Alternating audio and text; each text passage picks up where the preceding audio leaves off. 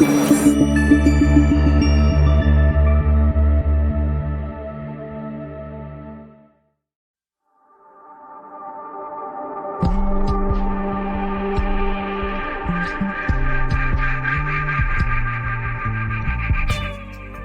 are stories that connect us to ourselves and to each other. These stories reveal who we are and show us the many vivid colors of our truth.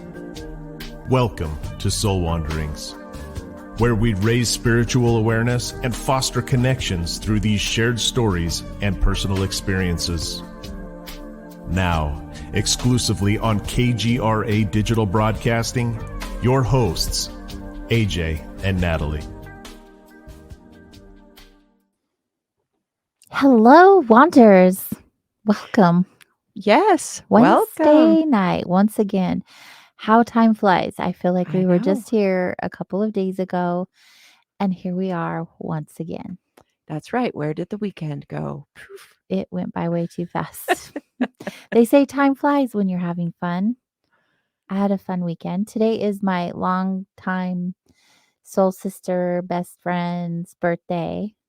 So happy birthday to her. Yes, But happy I was birthday. there with her over the weekend, and it was just lovely. It's like a 5-hour drive. Ah. And so that's exhausting.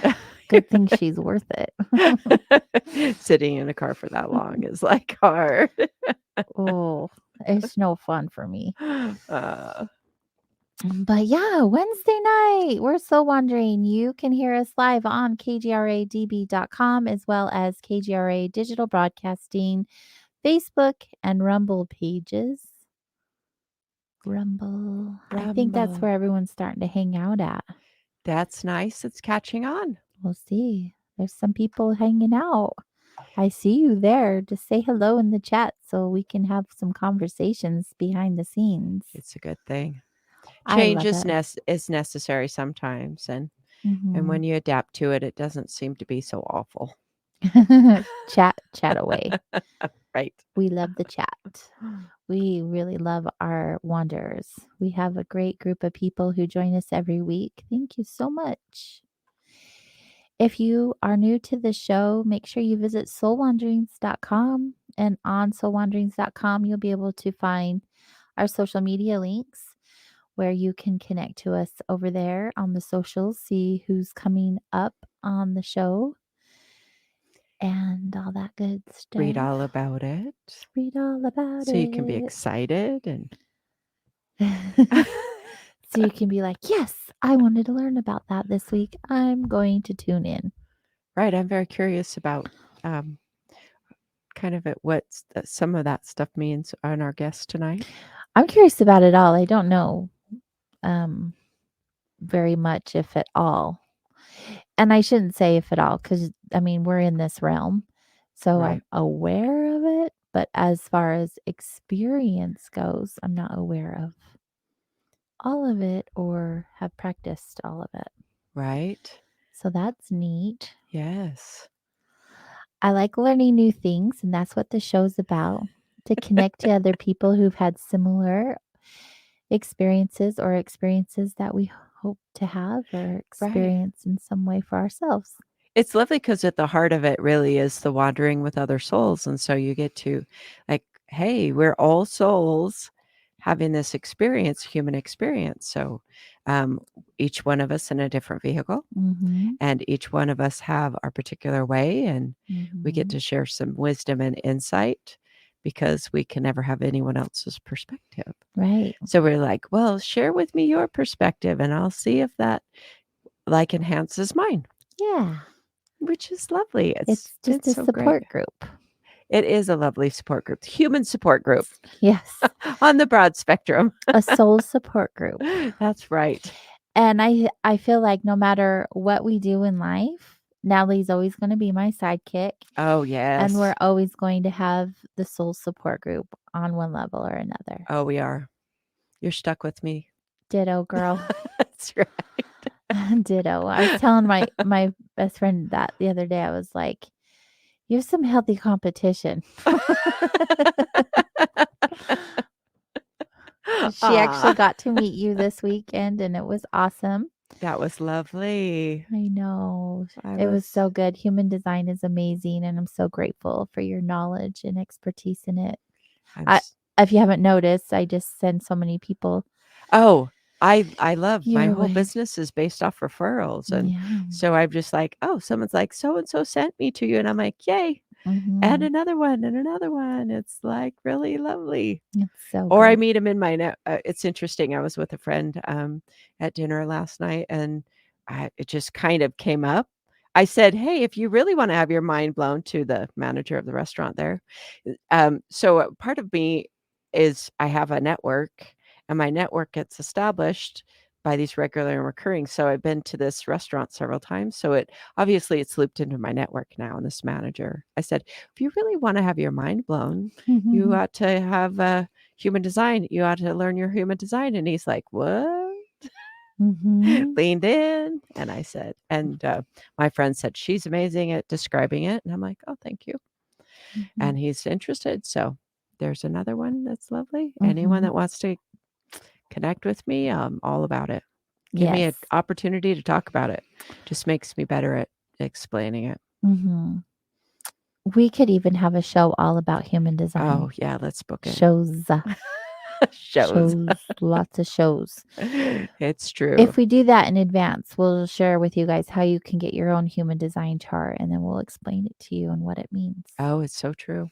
It would be fun. Yes. I feel like it's so important for everyone to know their design.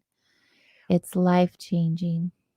It's, so this just understanding the concept, we really do utilize interpretive tools to understand ourselves as well as others. Mhm. And so I say, okay, if it's not the human design, I used to do numerology as, people on the show, longtime listeners, You're knew the me as numbers lady. So I had these other frameworks and Myers-Briggs personality typing, and I really have seen a lot of benefit in Mhm. utilizing an interpretive tool to understand the other Mm. because we only have absence that, we only have our internal framework to understand the other. Mhm. And they are nobody is like you. They're That's not the gonna act beauty of like it, you and talk right? like you. That's right, it is the beauty of it. And Mhm. thank goodness because it's how boring. Can you imagine a world where everybody was the same? It depends on what that everybody was. There's Really? some people I'm like, "Wow, you would be cool to be around 24/7." Well, it's true, but if everybody was that, Yeah. would it be as cool? Well, no, absolutely not, but I was also being sarcastic because I can't not be me. See that? And then me, I'm being a super serious. I'm like, "Oh, wait, that was kind of funny." Oh, it is funny. It's like, "You're super cool. Let's make a world of you." And then Yeah. you're like, "Oh, that's not." Yeah, and how And would there's no we I was contrast. gonna say, how would we have the contrast without us all being our individual selves? Right. It's true, we wouldn't.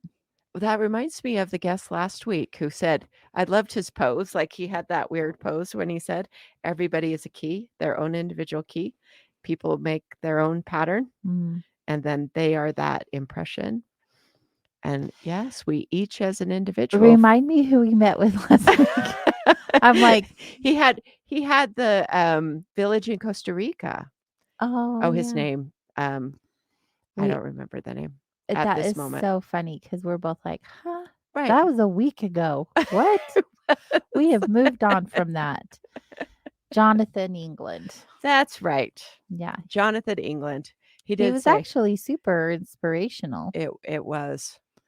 There was that aspect where he said, "Look, as you learn that we each have our particular key or Mhm. pattern," and he would hold his arms in this weird sort of way. Yeah, And I was like, "That is so true." It resonates completely with the design system or totally. a lot of other things, and it's like, learn about yourself and learn about your others. I over and over and over in my work, I'm just able to unpack a lot of things between, Mhm. like, particularly with couples. Do you know how difficult? Oh, you do. This is rhetorical. How difficult is it to cohabitate with another adult human? Whew. It's a pain in the ass. I'm not even gonna lie. Let's just not even You're like, I think I tiptoe want around this so that. much. I think I changed my mind. It's a lot. In my grief group, there's another lady there's a couple of newer ladies to the group, and they were married for over 60 years. One lady just 67 God years. bless them. Yeah. She's in her 80s now. If I could look like her, said she was 85, and I'm like, I want to be like you when I'm 85. That still moving and mobile and driving and fairly healthy and Yeah, I want to like, be that when oh. I'm in my next year. In the next few years. Heck yeah. Right. Can you imagine 60 plus years living like seems to be happily with someone? That's awesome. And one of the ladies said, "So how long is this gonna take?" I'm like, "60 years." I mean, that's how long you had. And she's like, "I don't have that long." I said, "I know." But she never wanted to be without him when he was alive. So I don't know how to tell you how to be without him when he's not. Yeah. Yeah, that's a thing. Yeah. In sad situations, I still bring moments of like brightness, smile and like in that sort of levity, but Mhm. it's tough. It's tough. Mhm. I said, "Yeah, it's going to take a while, Yeah. but I'll still be here, and group will be here. So I keep don't coming." see you not ever helping people through No, grief. I think That's your jam. is my jam. That's your jam. Whew. I'm still trying to figure out what my jam is. Oh, you have your jam is you are so creative and artistic. That's your jam. That's just my happy place. Well, let's hope that you can have your jam and happy place, and it can work to I enhance your life and probably bring you money. I saw your wonderful post with your beautiful artwork, and it's like, oh, got to get me one of those pieces. Your ripped paper art. Oh my, I am jonesing for one. okay, that's my therapy, right? Everyone that has made a comment to me in person is like, That's "How have you been hiding this from everyone?" And I'm like, "I and just do why? it for therapy." So now I actually have it like out in the world. I actually made a post driving home. I wasn't driving, but coming back from my weekend trip, and I was like, "You know what? I'm just gonna put it out there. I don't normally do that. I'm just gonna do it because." Way to initiate manifester over there. Thanks. If you don't put it out there, how is the world going to consume that? I have some really Respond cool to it. pieces I have in mind. I don't normally think about art before I create it, but that's when I'm painting. When I'm painting, I intuitively paint. Mhm. I don't pre-plan anything. I literally paint with my fingers, and then whatever starts to form is what it's meant to be. With these, there's a little more planning because it's a different medium, but it's a lot of fun. I use handmade papers from all over the world, and they're beautiful and fibrous and dimensional and textured and just delicious. And I just tear them. It's very healing. Ah, Tear and glue, tear and glue, tear and glue. yeah. It's fun. I like it. Sounds lovely. If I ever sat still long enough. I'm forced to sit still. Yeah, the thing about this art is everyone is like, "How did you find time to create so much?" The thing is that a lot of people don't know about me. Like, I am going a lot, but I also pay for it, and I'm forced to literally, like, I can't even sit. Some days it hurts. I have to like lay down. Mm.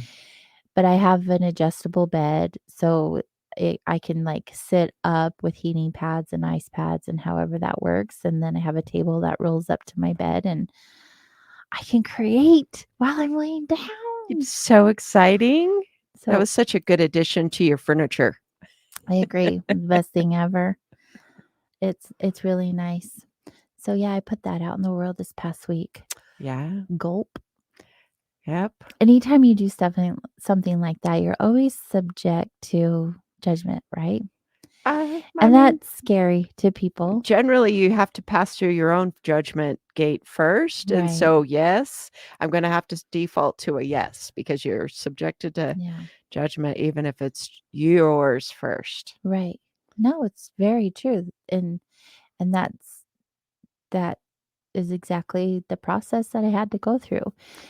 And I can say I don't care what anyone thinks, which is true, To a point. but there's also a part of me that I just don't want to deal with anyone else's garbage and criticism because that's not mine. I don't even want to deal with it. Right. And when you put yourself out there on any platform, even this, like you have There that can be that. out in there. Right. But there's so much more beautiful things Oh, that negate all of the negative. it's true. So you just got to get over that little For you, bump. you especially, you've got to like initiate. Got to get yourself out there. Otherwise, us generators that would respond to it can't. It's true. We're I'm a just- work in progress, okay? Aren't we all? It's Baby lovely. steps. Yes, we're all definitely, and I'm definitely on that scale. I am learning as I go. It's definitely an experiment anyway. I do find life to definitely really We're be an both like, experiment. definitely. Yeah, it's going to be a definite day, like looking for some definition, all these things that could be from that. Life is an experiment. Mhm. I did I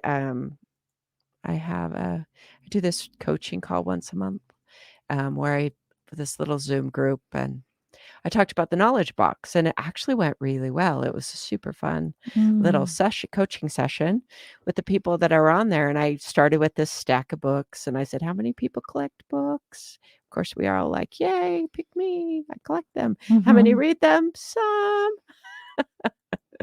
Every book is a collection of knowledge. It holds so much potential, and it's essentially a box because the shape of a book is like in a box. Yeah. And but in order to really bring any knowledge to actually become a knowledge, a knowing, is you have to take it out of the book, out of the box, and you have to practice it. So you have to experiment with it and see if that little piece of knowledge is for you. Mm.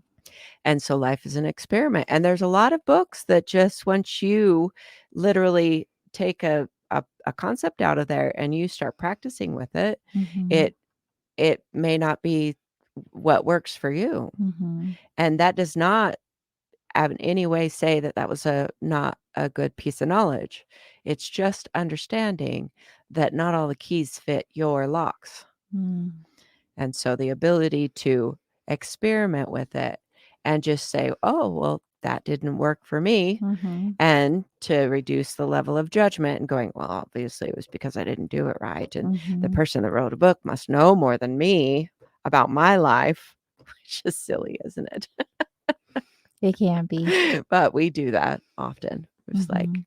so there's part of this. And it was really lovely. And so knowledge can be expansive and it can also be restrictive because as soon as you know something, then you're limited. Mhm. So it's also understanding how knowledge can also box you in. And so the willingness to know that you can't. There's so much. So it's just knowing that the more you learn, the bigger your bubble of knowledge becomes, and the more on the external that you don't know. Yeah. And it's just That's experiment with life, exactly what I've come as the older Oh. I get, the less I know. right? It's it's so contradicting in so many ways because I feel like I've grown so much, I've expanded so much, I've healed so much, I should know so much. Right? But I have more questions than ever before. So here we are. So, yes, and the questions are generally the start of that next expansion Mhm. phase. And so I just say, life's an experiment. Mhm. Experiment with life. Have fun with it. Yeah. If we take it way too serious, we get super bogged down, which can happen Absolutely. anyway, but just take some minutes to breathe. I have a listener asking if you have any hobbies. Oh, if I have hobbies, Mhm. it's funny. Um, sh- um, Or any collecting. so you know what I do find, I was talking about this before the show, but I said I was rehabbing a vacuum, which means I took this vacuum apart and cleaned it all thoroughly. And I actually like doing that. I do like taking things apart and Mhm. putting things back together You do. and learning about things. And so I do have a little bit of a mechanical knack that way. Mhm. So I was in my backyard, I was hanging out with my cats and just enjoying my space and learning to take things apart. So if I were to say that's one of my hobbies, I don't necessarily I am a busy person and Mm. I notice that. It's not always healthy, but it's also the way that I'm designed to operate. Busy, busy, busy. The other thing I'd have to say my hobby is I really do enjoy people. I just it's like all about humans. So the work that I do doesn't even feel like work most of the time Yeah. because it's just so the other one, my other preoccupation, of course, is human design. Yeah. I study it, I listen to it, So I good. think about it, I watch it, I look for it all the time in my life, You all the live, time. breathe, sleep, and eat it. I do. And you're so good at it. But it's made such a difference in my life. I'm like, okay. I have so many Yeah. hobbies because I get bored really easily. So I'm like, ooh, what am I going to pull out of the hobby closet today? Right? Mhm. I think I would enjoy like painting. Mhm. I don't know about like painting pictures or that kind of thing, but I do like to paint things, Art journaling would be fun for you. which would be Art journaling. yeah. So I Oh, do art journaling with a lot of my well, when I was taking clients. I'm not taking clients right now. But it not only is it therapeutic, but it's a great way to just create without an expectation because you're not creating with a picture in mind or anything like so that. tell me You're how do I literally, what do I do? "Oh, well, let's have a sesh." Oh, well, you're Uh, on. but basically, everyone does it differently. Some people call it junk journaling, some people call it art journaling, just painting, but it is just a release of energy and emotion. And the way that I do it is going through a process. Like if we were in a session, there's a process that I take you through Oh, that's pretty guided until the point where it's not, where I let you just then you're like go. fly free Yeah. and do Yeah. your art creative thing. That's how my whole journey began is doing art Oh, journaling and teaching people to do it. And we're going to head back that direction in the near future. look forward to seeing you do that. Yeah, well, that's what I meant to do. Uh-huh. The other stuff is not what I meant to be doing, but it serves a purpose in the whole scheme of things. So Well, sometimes we have to do that. take the long road. Uh-huh. I don't mind it. It's very scenic, and I'm learning so much. Well, you would be going the journey, as they say, is the destination. Very true. And they always are saying, do what you love and love what you do. And It's so true, though, when when you get the if we were all opportunity. yeah, if we were all doing that, because some of us really like math. I don't understand it. But good for you. And some of us really like science or technology. Like if everyone was doing what they were passionate about doing, we would be so much happier. We would be. And making money for it or trade or bartering or whatever that looks like, that would be so amazing. Maybe in the future. I hope we get back to that. That would be really cool. I don't know if it'll be in my lifetime, but I hope that eventually that's the way that it goes back to. Yeah. That would be beautiful. We'll watch what America does. We've kind of reversed It's a very little bit. corporate. Yeah, we've kind of messed up a little bit along the way. But here we are. And now we're soul wandering. So we're doing something right. We definitely are. We're wandering through a conversation right now. We are. It's so And much fun. yeah, I it love is. it. Me too. And I'm glad you're wandering with me. And we have a new guest tonight, you guys. I'm really excited to bring her on.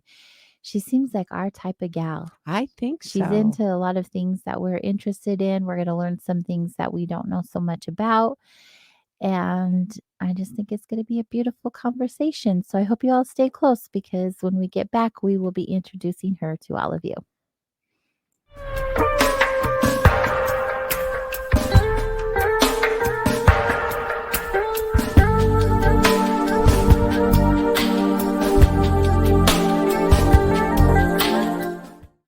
Hey members, the new KGRA DB app is now available on iOS and Android devices. Gain on-demand access to any KGRA DB programming. Download any show directly to your mobile device to listen or watch on the go. Go to the App Store and search KGRA DB. Did you know 75% of Americans are chronically dehydrated? If you struggle with focus, run low on energy, or when it's time to finally sleep, you simply can't, this can all be linked to dehydration, and Fuel Up has the answer. Our proprietary formula contains the finest cellular hydration with the strongest immune-enhancing natural ingredients. The Fuel Up system is made up of 3 different incredibly tasting varieties. Wake kickstarts your day with a jolt of caffeine. Play boosts focus while hydrating your cells. Rest not only helps you relax, but also rejuvenates your cells while you sleep. Here's what our clients have to say. I really don't miss my coffee, and you can tell the difference. So I'm gonna take it for the energy. I'm gonna take it for the play. I'm gonna take it, all day. And it works. That's the thing. It works. We love it. Take the Fuel Up Challenge now, where we offer a feel the difference money back guarantee. Fuel Up for life.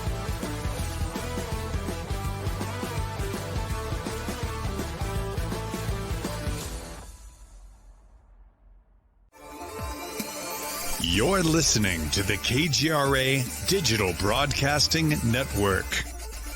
We provide unparalleled coverage of trending news in the world of ufology, cryptozoology, and paranormal phenomenon.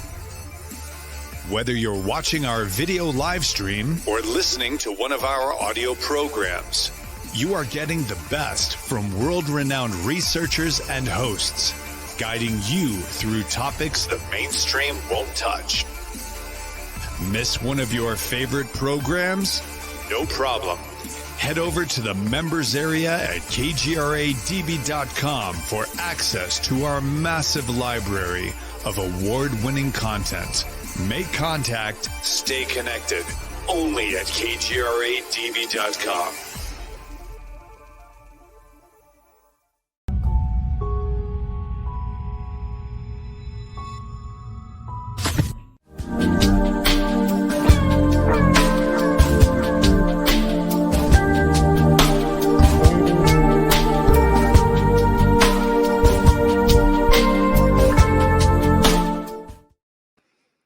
Hello, Wanderers. Welcome back to Soul Wanderings, heard here on kgradb.com. We're here every Wednesday night from 8 to 10 p.m. Eastern.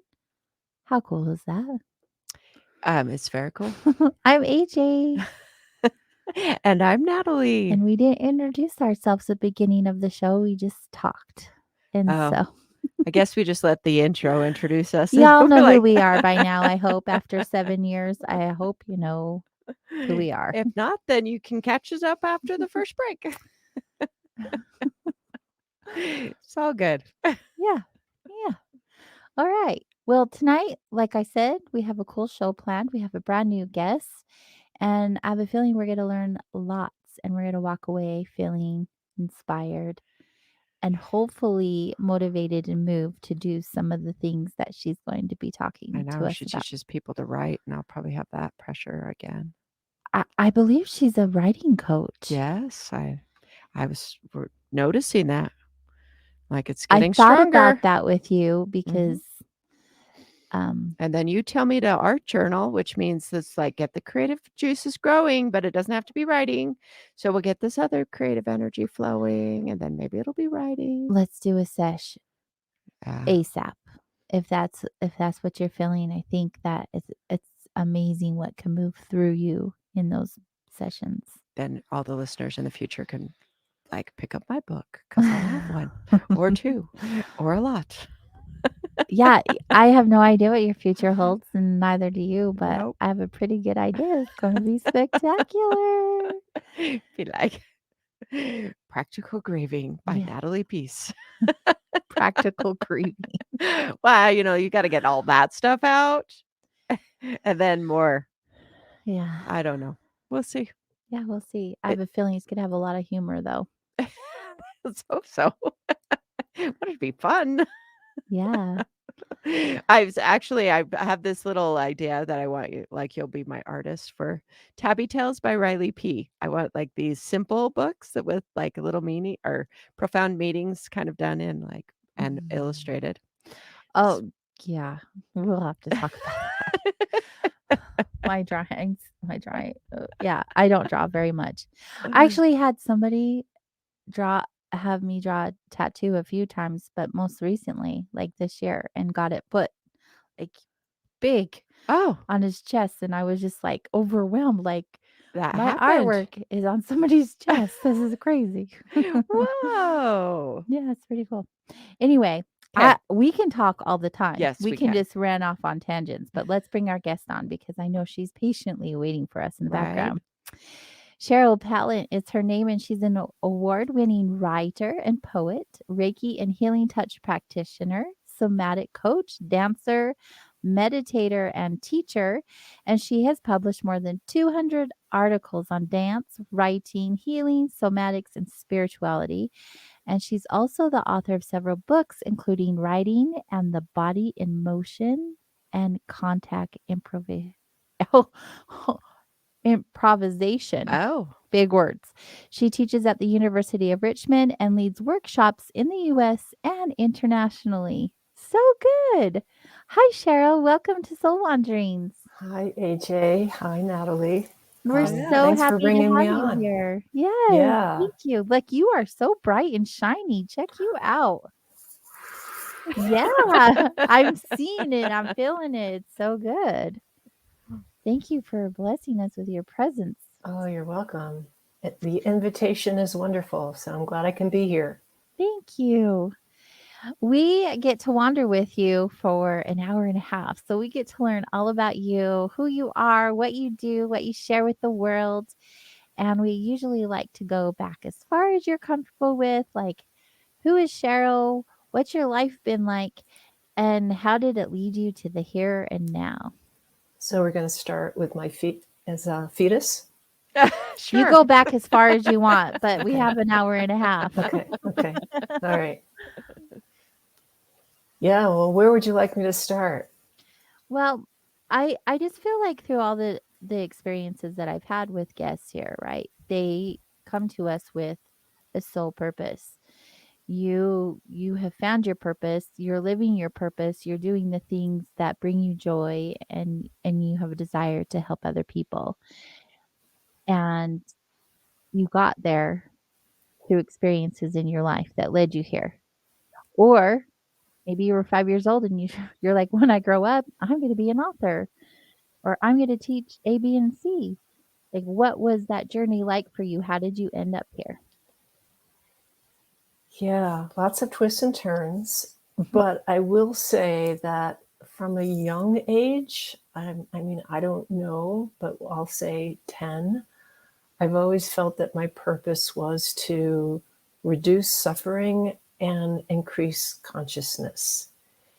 And really that's been my consistent path for all these many years, but the way it manifests has changed.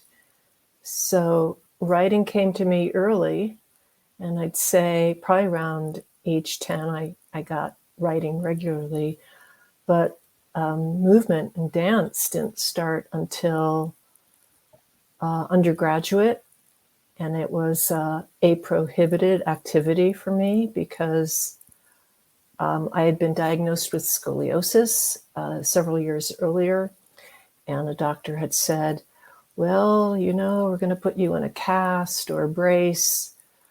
And I was told that right before entering high school, which is not what I wanted to hear because, you know, you want to look cool to your peers. Mm-hmm. So I went through high school just kind of being really stiff. And the doctor also said that I would be in pain for the rest of my life. And the pain increased throughout high school. But by college, I said, tempting. I'm going to take a movement improvisation class. And ever since then, my world totally changed. The pain level went down and the movement increased. So that was a huge turning point. and I will not stop. Largely, it's improvisational movement, and I have not stopped writing. What's newer, and I'd say it's about 10 years new now, is doing energy healing work. And that was provoked, well, over the years when I'm doing dance, various people over, I'd be on the dance floor, we'd finish our dance, and somebody would say, wow, when you put your hand on me, that was pretty amazing. Like my headache went away, or some ailment felt better. What did you do? I'm like, I don't know. I just felt like putting my hand there. And they'd say, oh, you're a healer. And I'm like, oh, okay, yeah. And oh, look, blue sky, nice. I would dismiss it. But then I moved. Resonate with you? What was that? It did not resonate with you? It did not, no. But then I moved to Korea. And in Korea, I was doing an article on a shaman there. She was 79 years old, considered a national treasure. She was a North Korean survivor.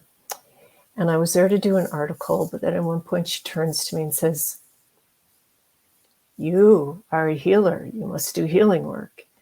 And somehow hearing it from her, I couldn't dismiss it. Mm-hmm. Right? So I get back to the US about a year later. I'm like, how do I do this? I had no idea. And ended up doing the Reiki and healing touch training and finding all that. And that was pretty mind-blowing and continues to be mind-blowing. So that's an abbreviated version of my life. I left out one or two things. Cliff notes. What was the driving force behind going to Korea, of all places? Yeah, divorce and wanting to keep my house. So it was like, I have to quickly raise some money so that I can pay off his house, his half. And a job in Korea offered itself, and it fit some of the bills. It would pay the bills. And with great trepidation, I moved. I moved far away where I was, I went by myself. So great learning experience on so many different levels. I find that curious when someone goes through something big like that, usually a separation of a relationship. Right. But they do big things that are scary, right? They do things that are out of their norm, that take them out of their habitual routine. Right. And kind of shake them awake in another way. Exactly. I mean, I continually believe that any sort of pain is an opportunity. Any sort of illness is an opportunity. Any sort of disruption is an opportunity to grow. Some of us just get stuck in the, oh, woe is me place. But I was one who said, not staying there. I'm going to continue. So I did a lot of house cleaning, psychic house cleaning. Oh, yeah. So, I would never wish something like that or any kind of illness on anyone. But, obviously many of us experience some sort of painful disruption. And I go, keep going, keep going, keep going. You've got to get over the hump to find all the little gems that are awaiting you and allow you to really step more fully into who you are and grow. I like that concept of those difficult things being opportunities, because often that's the universe squeezing us anyway out of a place that doesn't fit. And a lot of times people will suffer a long time. Oh, yeah. Until they shift. And then there's those beautiful opportunities to expand and grow. Because it's familiar. We prefer to be with what's familiar, even if we're complaining. I know. about, the myriad things that it doesn't work for us. Right. Yeah. They say when the pain to change is great enough, Mhm. Right. you can shift. Yeah. Yeah. Yeah. What did you learn about yourself when you were in Korea through that time period of your life? Oh. So, so one of the big things when I went there, I said, I want to meet, I want to be involved I want to have a new level of understanding of spirituality. And I ended up very specifically learning to do tango Mhm. in Korean, mind you, which I do not speak. But one of my tango partners was a acupuncturist and meditator, and I'm also a meditator. And by the way, there's a whole book about this greater story. So Ginseng Tango is my book about my year in Korea, which some people say that was just a year, only a year. That seems like you had more things in a year than most people have in several years. But so what started happening was some big spiritual experiences. And so in Korea, they very much understand spirit presences. And it's a common thing that, oh, hang on, I think it's my great-great-grandfather tapping me on my shoulder, or, so they're all over the place. It's a very, the atmosphere is charged with spirits. Mm. And if you don't believe in that, you're like, what's wrong with you? You're a little crazy. Maybe you're a little not feeling well. It's opposite than Exactly. So true. It's the opposite. So, whenever, I experience something like that, what else am I taking for granted? And so, I was with this one acupuncture person who was my, also, one of my tango buddies. We started connecting very energetically to the point that I'm like, he's here right now. I can feel him, and he wants me to do such and such. And to have that sort of ongoing connection presence with someone was not a common thing for me. I mean, it's happened over the years very sporadically, but this was a constant. So that raised a bunch of questions for me. Mhm. But, I was there by myself, so you start finding out that got more emotional than you think you have. So those are a couple things. Were you spiritual before your trip to Korea? I've been a meditator since I was 16. So I think somehow I want to say that I didn't think of myself as spiritual. I just thought of myself as a meditator. And, and I would say over the years, I became what, is referred to spiritual, but not religious. And, as an energy healer, I believe in energy, but I don't believe in deities. But it's also terminology for me. So, but yes, I have developed into quite a spiritual person, or at least quite an embodied person. And that's a result of meditation, years of meditation, years of dance. I mean, they really, really help to focus the mind, focus the body, and lots of playing. Yeah. So, Natalie, I play in writing. It can be fun, and I play in movement, and I play spiritually too. So, play's a big one. How was meditation introduced to you at such a young age? I didn't know it at the time, but I was depressed and searching. And I started reading Freud, Jung, transactional analysis, all sorts of both some of the big psychologists as well as some of the pop psychologists, not knowing exactly what I was looking for other than something's not quite right. And then I finally happened upon a book on meditation, and I was like, yes, this is what I want to do. No one in my family had ever done it. I had to wait until my 16th birthday when I got my driver's license. And it was one of the first things I did is that I drove into New Haven.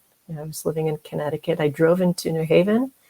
There was a TM class, Transcendental Meditation, and began that. So it was many years of that, a short stint with Tibetan Buddhism, a longer stint with Zen, and now I'm kind of doing my own combination of a little this, a little that, and leading a group called Integral Meditation Group, which is kind of quite bringing in all the different sources together, I think. You really just dove right in.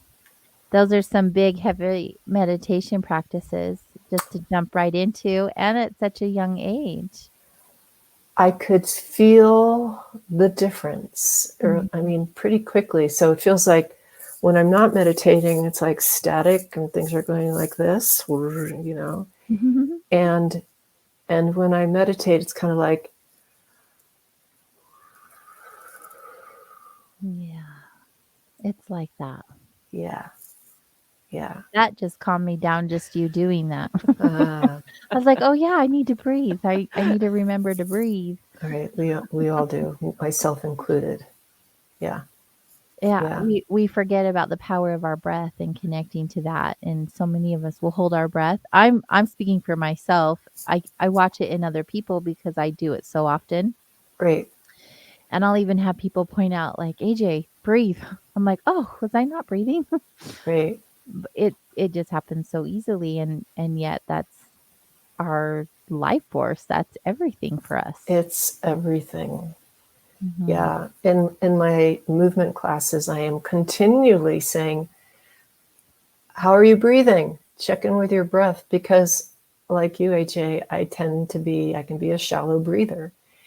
And, you know, if you learn nothing other than to make your shallow breath deeper, that's huge. I mean, you know that, you know, your whole energy changes. When I remember. When you remember. Well, you know, sometimes you have to give yourself several reminders a day. And great, you're reminding yourself. Yeah, I'm still breathing, Cheryl. Woohoo! Yeah. She reminded you, and it just stuck. It's a beautiful Still thing here. to have Still that breath. here. I do find that sometimes people, when they want to be out of the body, then that meditation brings them back in the presence. But did you find you had, with the depression, you had this tendency to want to be anywhere but your body? No, I mean, I didn't use the word depression because I didn't even know what that was. Right. And I didn't know all I knew is that I didn't feel like doing anything. I felt kind of crappy. And it wasn't that I was trying to escape my body. I was trying to find out what's going on. And I didn't know how to even talk about it. So I guess I was looking for the language. Sure. And, you know, I noticed that the meditation started lightening what I saw as a dark cloud around me. And, you know, energetically, we now know that is probably literally what it was, that some of us can see. And I watched it get lighter and lighter and lighter. And sometimes it used to be that it just hung out, but with the meditation, it would come and go. So, yeah, without knowing what so something was guiding me. Oh, yeah. We all have our guides in various ways. Yes. Yeah. Absolutely. Something was working for me. How did your road to meditation lead you to doing like dance and writing and all the other things that you're up to Yeah. now? So meditation has been my constant. So it's kind of helped me to develop, I want to say, my peace and my stillness. I mean, it's also led to some pretty extraordinary experiences. So for instance, imagine this. I'm in my dorm room. I'm like a freshman or sophomore, and I'm doing twice a day meditation because that's what the TM protocols include. And I start having an experience. I didn't know what it was. I now know it. It's out of body experience.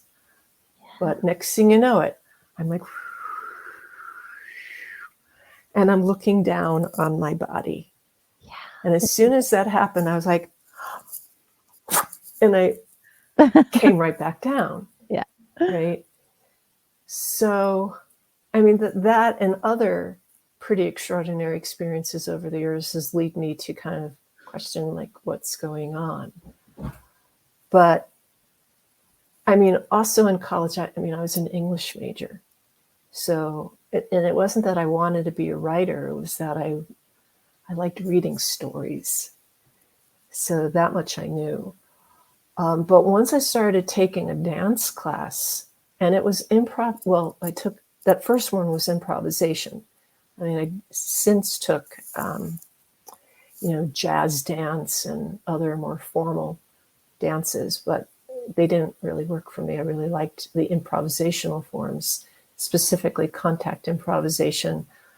But what my teachers told me, that my dance teacher said, are those books?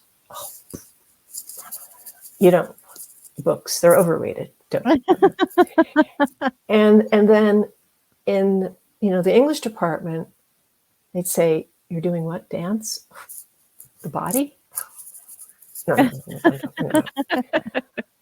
So I felt like, I knew I wanted to do both. So I kind of snuck from one building to the next without telling the other what I was doing. And when they told me, you really should choose one or the other, that was my impetus to say, watch me. So I found all sorts of ways for words to make it into my performances, or my understanding of the body, which is like getting bigger and bigger and bigger, impacted my writing. Not just what I was writing about, but how I was writing. And then, the more in touch, in the same way that meditation led to all sorts of wild experiences, a deep commitment and practice of movement does the same. So, every now and then I'd have another one like, what was that? What was that? And I'd have to write about it. I love the connection with the body and the mind experiences. Right? We're so good at separating the two, and here you are blending them together. Yeah, and I felt early on it was like using different parts of my brain. I mean, it felt like it was like left, right, left, right, left, right. And I think literally it probably it was. Yeah, absolutely. And making connections. Oh,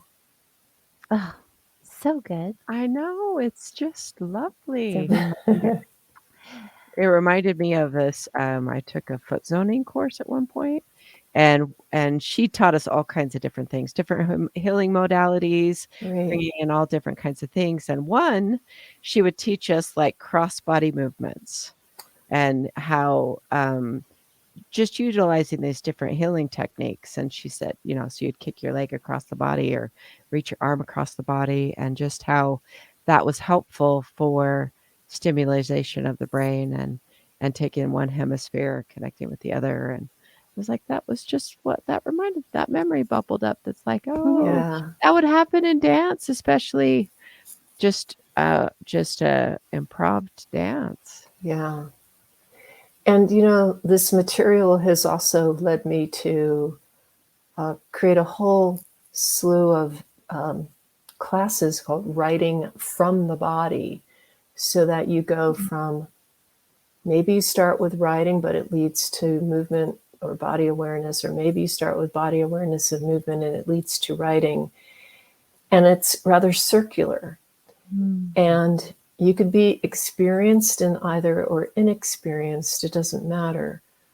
But everybody seems to reach a place of surprise. I didn't know that I could write that. Or, wow, my migraine's gone. Or, wow, I feel so different, or I'm seeing differently or feeling differently.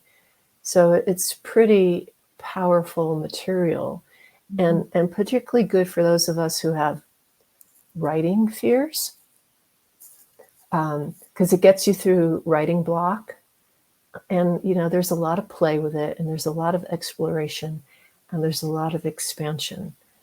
So some of the people who've taken, I teach it both in the university, but also in the community, both online and in person. And some have gone on to win awards for what they write. Woohoo, great. Some bring their material into their choreography, because there are some dancers. There's typically a lot of social workers and therapists, because they get greater insight into who they are or how to work with their clients. But there's a whole range of people who are utilizing this material. So it's great to be a helper in their journey. It would feel amazing. We are hanging out with Cheryl Pallant tonight, and when we return, we'll have an entire hour to continue our wandering and getting to know her better. So stay close.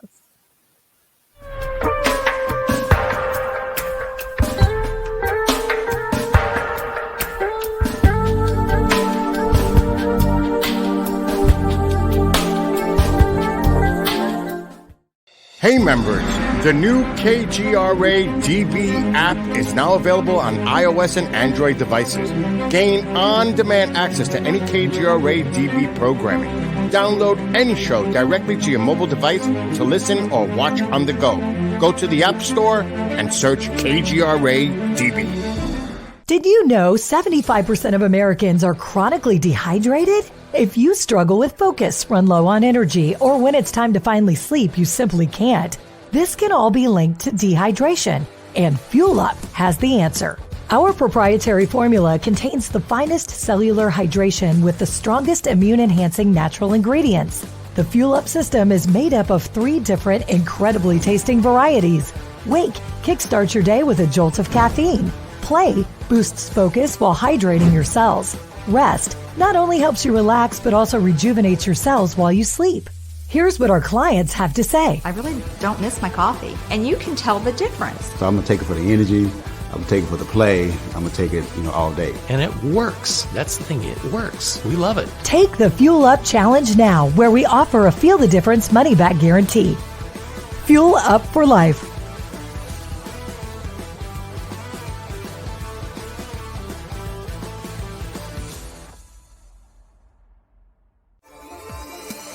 You're listening to the KGRA Digital Broadcasting Network. We provide unparalleled coverage of trending news in the world of ufology, cryptozoology, and paranormal phenomenon. Whether you're watching our video live stream or listening to one of our audio programs, you are getting the best from world-renowned researchers and hosts, guiding you through topics the mainstream won't touch. Miss one of your favorite programs? No problem. Head over to the members area at kgradb.com for access to our massive library of award-winning content. Make contact, stay connected. Only at kgradb.com.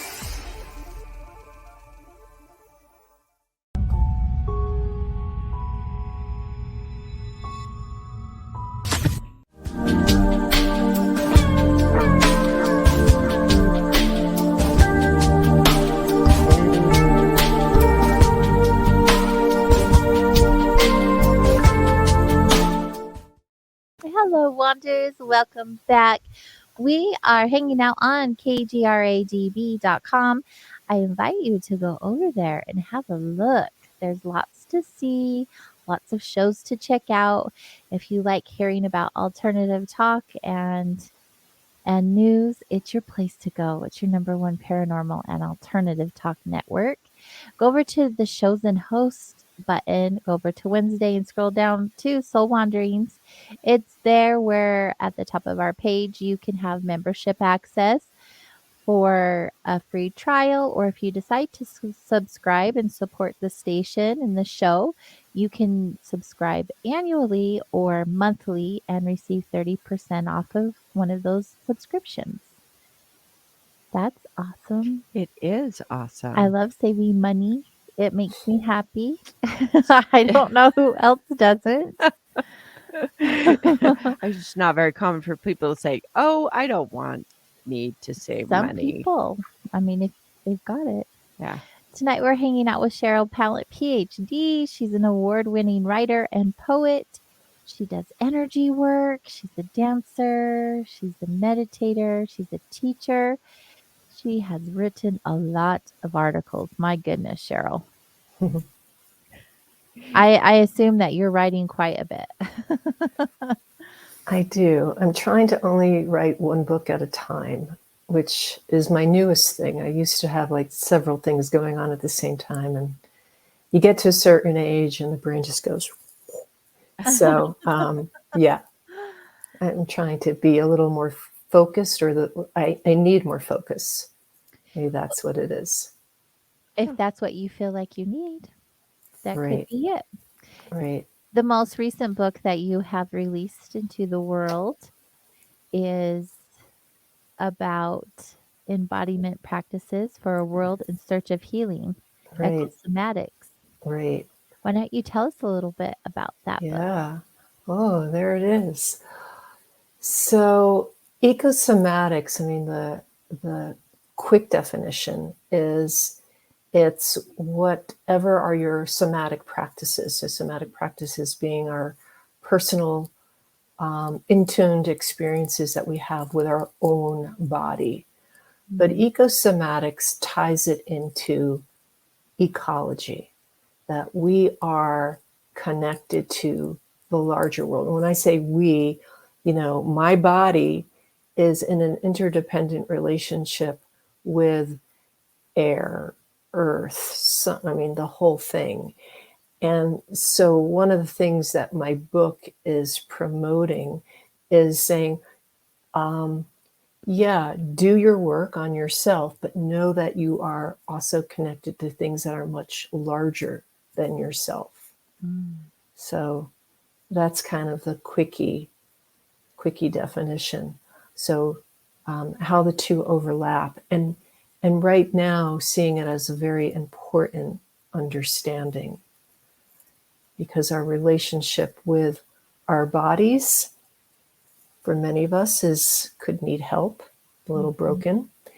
And our relationship with the earth, as you can see, there's another smoke coming down from wildfire smoke coming down from Canada and impacting our air and our breathing. So the health of the planet is directly tied to the health of the body and vice versa. We're not doing so well right now. We're not. Yeah. Yeah. And if I could share a little story about, and I kind of write about this in the book, I was at the time working on a poetry collection, and I got this pretty big intuitive hit that said, you got to do this other book. I was like, dude, I'm busy. Can you see I'm working on this poetry? But I know I've learned that when you get a really strong intuition, you got to go through with it. You got to follow it up. So I put the poetry aside and got to working on this book, which for me is one of my responses to the climate crisis. Like, what are the ways that we can address what's going on. So yeah, we can do away with plastic straws. That's one way, you know. We can walk to work if that's possible. Or, and this is one of the main premises of my book, is that you can more deeply embody in who you are.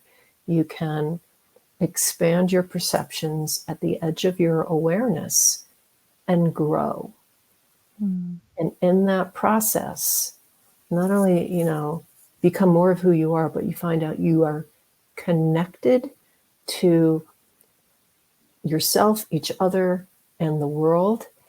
And my feeling is this is part of what is the work of the moment that we have to be doing. In whatever way you want to do it, whether you take up painting as a way to honor yourself, or you decide to become a truck driver because that's the thing that you've been hankering to do for all your life. So whatever it is that kind of brings you to yourself, that's going to expand yourself, that's going to bring in a great deal of peace with yourself. And that peace is not only within you, but it ends up being shared with others. So I love how at the beginning of the show, Natalie and I just have like random, unscripted chit chat. We do. And more times than not, it's in the alignment of what our guest ends up sharing. I We're had just no tuned in. idea this is what you would be sharing. I love it. It is good. I love it. I remember years ago, and it seems so strange because the people that know me now, but I remember this book that I bought that was Practical Intuition, and I was just looking to like understand intuition more deeply, and it's just so much just an aspect of my life, and how over time you take this concept. So at the beginning of the show, I was talking about taking a book and there's knowledge in there, and then you take out pieces of the knowledge and then you put it to practice and experiment with it, and then it develops or it doesn't, because sometimes books are for you and sometimes not for you. So this, so just like this practical intuition, and obviously in your meditation and tuning in that way, you've learned a whole lot about intuition. Can you tell me more about your concept or your understanding of intuition? Yeah. So my experience of intuition, and I want to tie it to imagination as well. And so all of us receive information in different ways. So some of us get, a flash, an image. Some of us hear a voice. Some of us get a nudge or a physical sensation. And I'm probably missing some others. But once we start paying attention to them, I mean, it's a form of intelligence that who knows exactly how it works or where it comes from, because it works a whole lot faster than, reasoning and logic. Like it just the need to write this book came out of the blue. It wasn't like, let's see, I'm going to work on a new nonfiction book. What will it be? No, boom, like just kind of out of the blue. And I use it in my healing work too. And, initially I thought that imagination was just something you put on paper, it makes for good short stories, which I write. I didn't realize that you could receive this information and apply it to clients, which I do both in person and distant, but how it shows up. But our schooling and the culture, for the most part, poo-poos intuition, poo-poos imagination. Don't trust intuition. Imagination is for children's play. And it's like, no. Yeah. No. Conditioning at its finest. Public schools. Right. Yeah. Put you in a box. Let's just close you in. Right. Right. And it's like, yes, I mean, it's, you need reason, you need logic, you need facts. And you need imagination and you need intuition. It's both. Mm-hmm. So, Einstein relied on it quite a bit. So, and Richard Feynman is one of my favorite now deceased physicists, relied on it. So, yeah, in some ways it provides information that we don't get from regular or customary routes. So, really important. Oh, yeah. So one thing that may have, well, it's definitely a big shift from those people that you mentioned Yeah. who were all really prior to this massive technological expansion. Right. And so with the expansion of technology, it really does impinge on the imagination because it so much is just provided and it's just all there and it's encapsulated versus the discovery process that many of those people you mentioned were forced to go through. They had to observe nature. And so often we go into our schools and it's nature in a book and it's a picture on a book and not everybody, but so often that the multitude and the masses get just that sort of impressed into your head knowledge Right. versus the imagination, explorative discovery process that Right.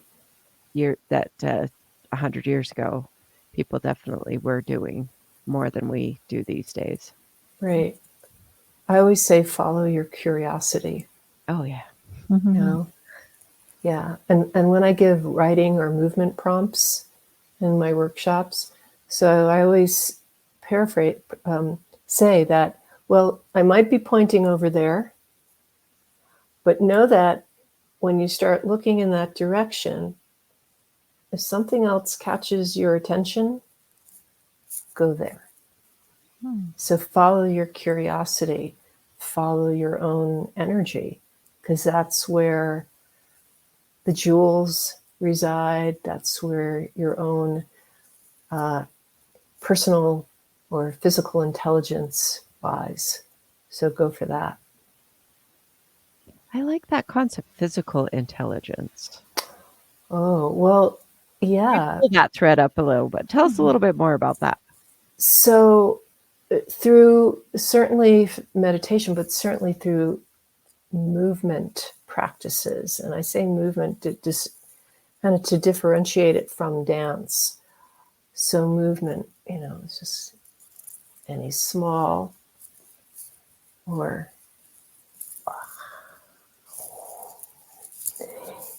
and once you start doing activities like that, your body starts giving you feedback. Like, oh yeah, that felt really good. Do some more of that. No, don't do that. Oh, time to stand, or whatever it is. And the more practice or experience with it, the more you learn how to, I don't know, be with your body. So for instance, when every now and then I can feel like I might be getting sick. And usually it's like I get a little fuzzy headed or my temperature might feel like it's changing. And I always say, okay, body, what is it that you want? Usually it wants a hot bath. Bam, gone. So I haven't been sick other than stomach aches, which I do get, but I haven't gotten a cold or anything worse than that. And I don't know, 14 or something years, I managed to get rid of my asthma by following the intelligence of my body. It led me there. So our remedy for whatever ails us resides within. We have that intelligence, but do we know how to access it? So sometimes we need other people to help us get there. Oh, right. Do you feel Yeah. that we all have the ability to heal ourselves? I think we all have that potential. Absolutely. Yeah. Yeah. Yeah. But oftentimes, I mean, what I see with my clients is that we're stuck in a habit pattern. We're blocking our own energy. Mm-hmm. And so to unblock it, to change our habits, to go to Korea or just go drive to work in a different way, whatever it might be. And next thing you know it, you're getting new energy coming into your body. And that energy is really supporting our entire being. So yeah, and some of us have a better ability to do it than others. But I do see it, and I see it regularly with my clients as well. It's such a simple, basic concept, but as you explained it, I could see this whole different, like choosing a different route to work changes the billboards that you see, the signs that you see, the businesses that you see, and it really does open. I hadn't really seen that. You get exposed to different energies. Right. Just basic information, and it's almost so simple that it doesn't make sense. How can that help me? Except for Yeah. those of us that work in the healing arena, we Right. know that because we've experienced it ourselves and we give it to others, and so it doesn't have to be scary. It can be simple. It could be really simple, including, okay, AJ, breath, pause, right? I'm like, I'm breathing actually, but yes. And the listeners, just take a moment.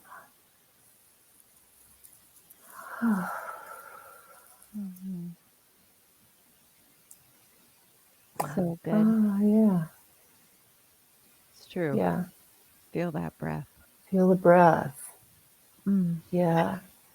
And I feel like I particularly am grateful for breath because having had asthma for so many years and having difficulty breathing. So I'm like, hey guys, check this out. And everybody else is like, what? Okay, so I'm like, no, I'm breathing. Yeah, but no. There's no wheeze, there's no difficulty, So once you've lost something, then you are grateful for what you gain. But I try to be grateful for what I have too. Yeah. Right. Yeah. So what did you discover with your asthma? Oh, well, I can't say there were any big psychic moments, but one of the ways I did work on my asthma, once I said, you know what, I'm going to work on getting rid of my asthma. So, and I also had exercise induced asthma. That was one of the ways. So I went to the gym, worked out, got to a place of pain in my bronchioles, feeling a little short of breath, and then went into the steam sauna. Mm. And I did that over a period of weeks. At the same time, I started having dreams of drowning. Oh, Like wow. every other night, drowning in a different way. I mean, everything from realistic to cartoon and absurd, because that's what dreams are good for. And I gave myself permission to have this go on night after night until finally, in one dream, and I think it was a dream where I was shot out of a cannon on a ship, right? And then it puts me in the middle of the ocean. I'm slowly going down. I suddenly realized that if you just push and push really hard, you can come to the surface. Mm. And I got to the surface with this big gasp of air, which woke me up. And that was the end. No more asthma. Just like that. I like how it is when you realize that you're not a victim and you have more power. or you just imagine it um, not going that direction, and you're like, no, I'm going to imagine it a different way, Yeah. and it heals like that Yeah. instantly, huh? Yeah. Ay, ay, That's big. ay. I'm in Yeah. the process of healing my body. I've been received some diagnoses throughout the last 10, 12 years, and I've been doing everything possible to reverse those. And I know without a doubt the breath is so important in a lot of experiences that I've had, especially when they've been of great pain, because it's a reminder to bring myself back to me, like come back to my body and actually feel the pain instead of checking out and digging deeper into like what that pain feels like. Where do I feel like the pain has come from, or to receive any downloads that are given to me in that moment. And I feel like the benefit of that has been substantial because the diagnosis I was given um, in even 5 years from then, my life is a lot different than what they said it would be. And I know that's because I decided what that was going to look like for me. Right. And I really feel like we all have that power inside of us. And it's not necessarily something we can change with just one simple thought, but like you said, having the people around that could help you, assist you, like the books that you've written, healers, but nobody's more powerful than yourself. But if you allow that insight from other people, you are your biggest healer. Right. I agree. I mean, it's great to have cheerleaders, Absolutely. but you are the authority of your own life. Mhm. And it's about finding a way to connect with that. Mhm. It's like you deserve that. Regardless of your path in life, the wonderful things and the terrible things that have happened, you deserve to be in touch with yourself and manifesting all of who you are. And not in a reactive way. Mhm. And like you said, AJ, making choices that are beneficial to yourself. Mhm. Yeah. Right. I love tuning in. I'm so grateful for that ability to be able to do so. Yeah. I was talking with a client a couple of days ago, and she's older, and her vision is not great, and she had moved, like her living situation moved downstairs, and so she's navigating the stairs more often, and she fell down the Mm. stairs. She had a laundry basket, and she fell and hurt her feet or ankles, and she says, I'm just frightened of falling. Well, she said, "I'm just frightened of the stairs," and I said, "No, I actually think that you're frightened of the falling that happened and the injury." And then I said, you're navigating these stairs with fear, and you're really focused on the injury, and you're not focused on the hundreds of times you navigated the stairs successfully. And you're not very Right. nice in your head because you say, "I didn't count. This one time I didn't count. Silly me," or "stupid me," and this language. And I said, uh, whether it was right or it was this intuition thing. I said, "Go to the bottom and sit where you fell and love yourself from that space Mhm. where you hurt and do it." And so well, I'm look forward to the next time I talk to her and see how that worked. But so Yeah. often we can just really focus in on that negative one event and Right. just hyper focus in on that and drive that rut deeper on that Right. Mhm. illness. We do have a tendency to do that, don't we? Yeah. With all Negative. Yeah. All go that negative self-talk. Yeah. Yeah. we're all guilty of it. We are. We are all guilty of it. But it's so Yeah. neat how quickly you can reverse it if you're aware that you're doing it. Right. Right. Because once again, we have the power to heal ourselves. Right. And I think of the negative self-talk as violence, Mm. violence toward ourselves. Mhm. Now, it's not a huge blow, we're not like dripping blood, but it is a violence. It has long-term effects. Yeah. Yeah. And, as you guys know, our cells are listening, our whole body's listening. Mm-hmm. So, would we treat our best friend or our child that way? No. So, why do we lower the standards for ourselves? We're just So, not taught to love ourselves the same way. yeah, And it really is just a remembrance of who we are right, and what's not to love. right. So often we grew up and our parents were not Mm. self-loving, and so we, I feel like a lot of times we pick it up just by modeling, and it doesn't even. It's really interesting how often how people will model this, but we can't hear each other's inside voice. But there is something that we can hear. We can energetically hear our parents and the adults that we grew up with.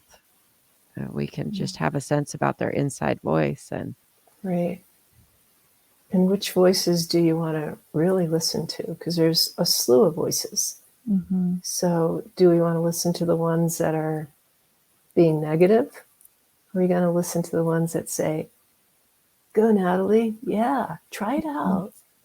Yeah, sit Mm-hmm. on the stairs. Look, you did it. that's Or right. whatever is the case, Yeah. It's so true. You have to come to that awareness, though, the willingness to disallow that negative speak in your inner space. I'll Yeah. often tell people, I said, that's not acceptable language around here. Mm-hmm. And I Right. had to, within my own framework, be willing to Yeah. enforce that. I Yeah. had to declare different rules and different inner space culture. Yeah. Yeah. Do you find a lot of your clients when they first start coming to you are in that space, just like not really loving themselves or not resonating or in tune? Are they in touch with any aspect of themselves that way, or is that something that they are seeking and they're coming to you for that assistance? Like, how in tune are people with themselves? I would say people are largely out of touch. Yeah. It's not an either or, it's to what degree. Mm-hmm. And one of the things I'm continually telling my clients, I'm teaching them how to practice self-compassion. Well, I should have known better. Well, you did the best that you could in that moment, Mm-hmm. right? Why are you being, you're being hard on yourself. What are you doing this for? Oh, well, it's because you are, and fill in the blanks, it could be, well, because you were tall or overweight or female or gay or, fill in all the different things that make you other, unacceptable. And then just say, I accept my unruly hair. I accept my poor eyesight. I accept my forgetting. I did my best when I made a mistake yesterday. I think most of us are doing our best. So give ourselves credit for that. And like you can, like, the cells are going, she's speaking our language. Yes. Oh, good, good, good, good, good. Yay. And you can hear a little muffled applause, Mm-hmm. Yeah. Yeah. You think it's the air conditioner, but it's really your cells. That's funny.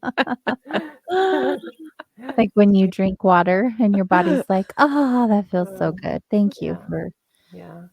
hydrating me. I feel like that's the same feeling I get when I'm nice to myself. Yeah. And, so I do these workshops with adults, but I'm also in the college with undergraduate students. And man, they've got it really bad. I mean, the degree of self-criticism Mm. and the degree of disembodied, because the education system says, you know, you got to get the A's and you got to have as many classes as possible and you need to achieve. Mhm. And basically, we are guiding students, and obviously they're no longer in grade school where this happened, but to not be in touch with your being, Mm. because the goals are outside of yourself. And Right. so you're not taking the time when you need to nap. If you need to nap, then you need to nap. You know, if you need to take a semester off, then you take a semester off. If you got a lot of voices constantly telling you how terrible you are, then you need a talking to. Right? You need to talk to those voices. You need to invite them over, have a little lemonade, maybe some popcorn, and say, "What's going on?" Yeah, who are you? We talk about that as being our non-self, and we've talked about that in shows past. In fact, just I don't know if it was last week or the week before, how I told everyone to name your non-self because it's helpful to give your Right. non-self a name, and then you can have a conversation with that Right. energy. Right. I find it useful. Yes. Very useful. If you ever see me talking to myself, it's not me I'm talking to. It's my non-self. Right. Well, there's a let's see, family systems, I think it's called, and they say that it's not just your non-self. You probably have about 50 different selves. That's And interesting. so who's in the driving seat? Is the fear? Is that fear driving, or is it your maybe it's your frightened 4-year-old who got scolded when she turned the TV up. Maybe it's that specific. Yeah. Or is it your neat freak person? Is that the one who's in control? And, you know, and for how long are these selves in control? Mm-hmm. Oh, and hopefully there's a team of you who are rooting you on.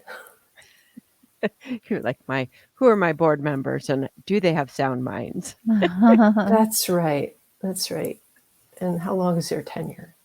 And should we replace them and with, you know, some who are more effective in thinking about what we're all about? Mm-hmm. So true. Yeah. Yeah. So you say that you're earlier on you said that you really were driven to help people and relieve their suffering. Yeah. And so how do you find yourself doing that? And how willing are the people to drop their suffering? Yeah. So I'm certainly doing it through the healing work I do. And you know, I do it both in person and distant healing, which has been one of the gifts of the pandemic, was me learning that I can actually do distant healing and it's very effective, which blew my mind. And I would say, you know, the majority of my clients make great progress. So am I reducing their suffering? Absolutely. I mean, sometimes, usually, you know, the initial session, the relaxation component is like increases dramatically. You know, it depends on what else is going on. Do they have fibromyalgia? No, that's not going to be cured in one session. So some ailments are much more complicated than, you know, deepening into a different form of relaxation. So I'd say my healing work is the most direct way of relieving suffering. But I do it through my classes and workshops too. And maybe I'm not working, you know, one-on-one, but I am working on the group to connect with their power and connect with their joy and connect with their abilities. And typically they do. And sometimes they tell me and sometimes they don't. I mean, I had this one student in one of my university classes. So So, AJ, this is another breath story. Yay. I need And reminders. yeah. And so, throughout class, how was your breath? I kept checking in, regularly saying that. And so this student finished the class and then wrote to me afterwards. This was a baseball player. And he told me that when he was in high school, he developed this condition in which his chest started going inward. I forget the entire term, but something excavatum. And it was going in to the point that when in high school, when he took his shirt in the locker room, some of the other guys went, ha, ha, ha, look at you, you're funny looking. And so he became ashamed of his body. So he never would show his body to his teammates, to his parents, to his friends, even somehow to his doctor. He managed to keep his shirt on. So in the class, breathe, breathe, breathe, he finds out that his breathing is difficult. He's having difficulty breathing. It is not very deep. And every time I encourage deeper, it creates pain. So he finally went to his parents and said, Mom, Dad, look at my chest. I got to go to the doctor. Off to the doctor he goes, and the doctor says, thank goodness you're showing me this now, because it's very easy to correct. But if you let this have gone on for too long, and too long might have even been a few more months, your chest cavity would have infringed on your lungs and your heart, and you could have died from it. You would have suffocated. So he writes and he says, thank you for saving my life. Breathe. So that was a dramatic one. Yeah. I imagine that's one of your most memorable experiences. It is among the memorable ones. I mean, I have several, but yes, that one was pretty dramatic. So yeah, to reduce the suffering, and in that case, even kind of help save life. So yes, give that guy a whole new appreciation. And so yes, yeah. So suffering, and we can't go through life without having some pain. It's inevitable. We're going to stub our toe or worse. But what do you do with it? Pain is our teacher. Right. Right. I'm being taught every day. It's wonderful. She puts on a brave face. Yeah.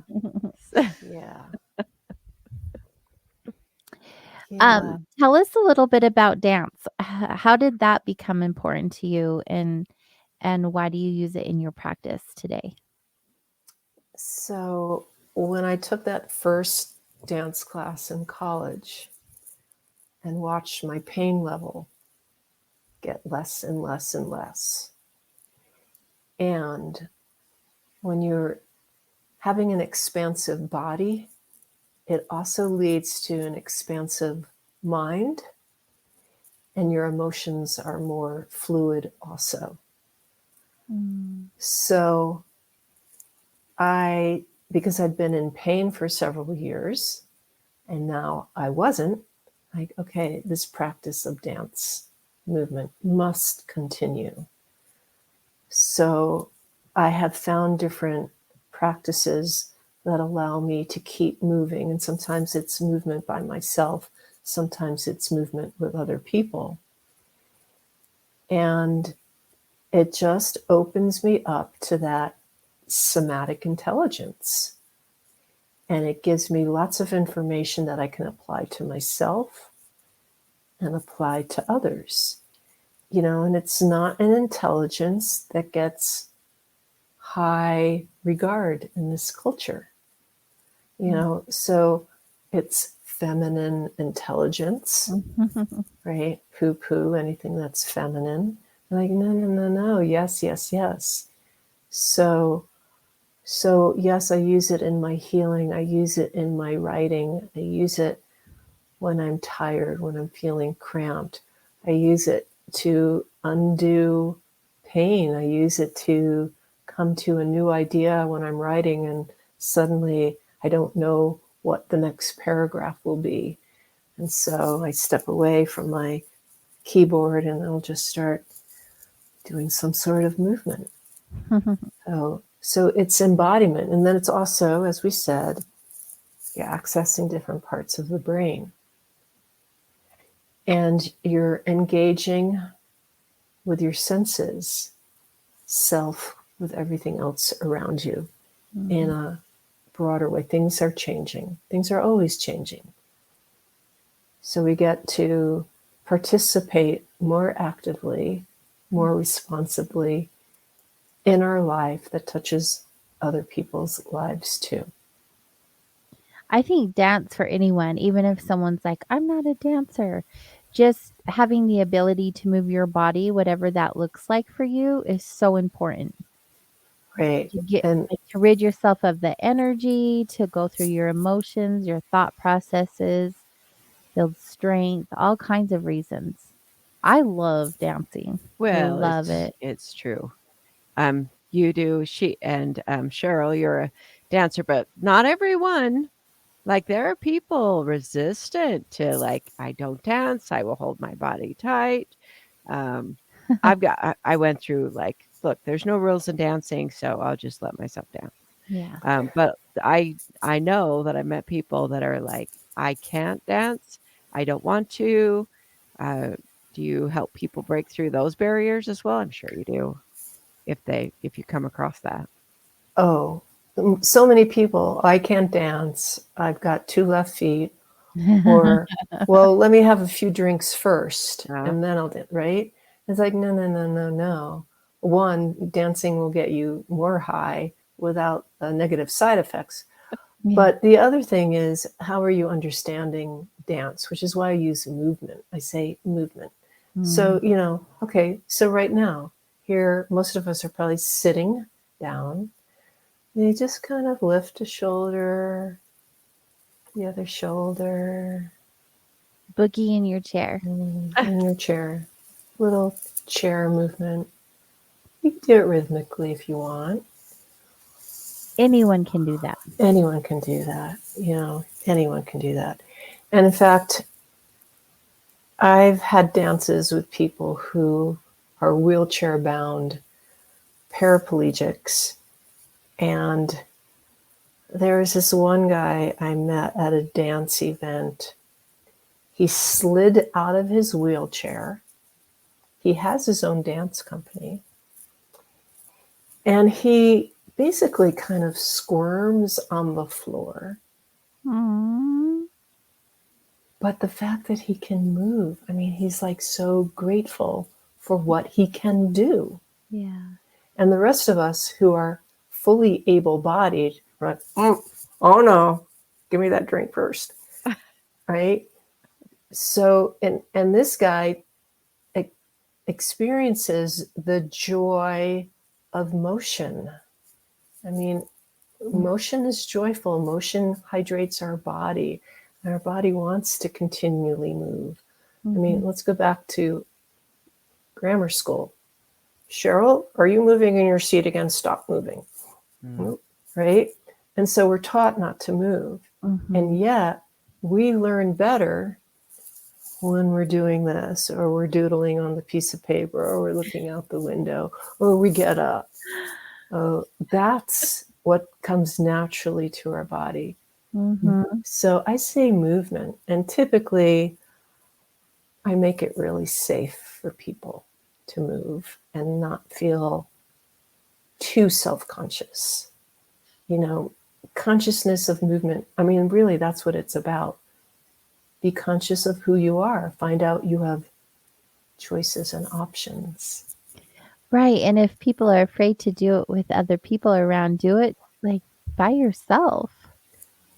Do it by yourself. which is why you see Feel it. people singing in the car. Yeah. Which is Right? funny because they're not really alone. People are watching Oh, them. yeah. The Right. shower. The shower is a Right. good place to Right. sing. Yeah. I mean, close the door, put on your earbuds, put on your music, and just kind of move a little, whatever music, whether it's fast or slow, and just start moving and Yeah. let your body show you what it wants. It will tell you. It wants to kind of do a big, or no, I just want something more slow and fluid. Yeah. I want to know how many listeners are dancing right now. Ooh, Who's moving their bodies? You're yeah, awfully I quiet want to in know the chat too. tonight. I think everyone's so involved in watching. Usually they're really chatty and everyone's so quiet. Oh. That's good. They're paying attention. Oh, I encourage, yeah, I mean, during the pandemic, I was teaching my dance classes online, talk about challenging. Oh, And so, we learned how to do things like, let's see if I can do it now. Playing with each other. So we learned how to do all sorts of fun things with the camera. yeah, fun. And you can also do that with your own camera without anyone, being there. You can kind of dance with yourself that way. And, if you haven't noticed by now, I'm a lot about play. That's beautiful. Play is how we learn new behaviors. Mm-hmm. So, yeah. I have with my clients in the past done mirror work with them where I'll have them like dance in front of the mirror or talk to themselves in the mirror, make facial expressions, be goofy, be silly. Mm-hmm. It's really awesome. Yeah. Being in front of the mirror without judgment, right? It's like being. Give yourself permission to be silly. Amen to that. I love that message. Yeah. Yeah. I'm striving for more of that in my life. What about you? I think it's good. I've been noticing I've been like cracking jokes and different things, being more humorous in my work. It's funny. It's fun. And I'm sarcastic, and Natalie, it goes over her head a lot of time because she's so like, silly. She's in like, the serious thought, and I'm following the serious thought. I'm like, oh wait, like loosen up, loosen up. Mm-hmm. Yeah. I'm like, Natalie, that was supposed to be funny. I guess I'm not very funny today. Yeah. Yeah. Loosen up. And I can be quite serious. So I know that I need to, and I have over the years cultivated the silly and the play. Mm-hmm. And again, it's like using different parts of my brain. And my whole being says, thank you. Thank you so much. Yeah. Yeah. This gives me some ideas. I do a lot of work with, I actually do a lot of work with grief. I facilitate 2 or 3 grief groups a week. And so this just is like, oh, because grief really people can pull in on themselves. And so this is just a simple idea for people to move. But the reason why I brought that up was I had this one of the groups in the last couple of weeks. I was just like demonstrating like and have a adult temper tantrum, like a meltdown. And I was big demonstrative and just throwing my arms and screaming, which actually feels really good. Yes, I would think so. Invigorate the body. Yeah. I'm like, ooh, that is helpful. Right. Yes. Liberate your body. Mm-hmm. Liberate your being. And we all have more skills than we know that we have. Mm-hmm. So explore a little, follow your curiosity and body and find out what they are. You got cheerleaders, find them. Yeah. So now that you put this book out into the world, what are your next plans? Oh gosh, no. Well, I'll tell you what my current plans have been. I'm not at home right now. This is not my house. I am in Colorado. Oh, you're close to us. I'm visiting a friend, and I'm going hiking. Oh, I'm hiking in the mountains a lot this week. good. So that feels really good for me right now. You know, I'm writing a lot of articles for the magazine Spirituality and Health. And that's been very satisfying. And I'm also kind of watching my tendency to kind of want to jump into, quick, another book. And it's like, wait a minute. Let's just chill a little bit. Let's go hiking. Yeah, let's go hiking. Yeah. So I'm kind of in that place right now, and being patient, knowing that, you know, when a book idea takes over, you know, it's a several year commitment. Mm-hmm. So I'm kind of in that free period or exploratory period or hiking period right now. I'm seeing my friends who I haven't seen in a while, and I guess they're happy. I'm definitely happy. I'm thrilled by that. So I think I'm in a more social place right now, knowing that eventually another book is going to, you know, take hold. And there is the poetry book that I had been working on when this book asserted itself. You know, I did go back to it, finished it, and now I've been publishing some of the poems in different magazines here and there, but I'm looking to get the whole thing published. So it'll be yet another one of my poetry collections. So I'm kind of doing that right now. And I have I always seem to bring this up. I have a cat. And my cat has been with me now for a year. And I am a cat lover, but I had been without a cat for a long time. I am so taken by this boy.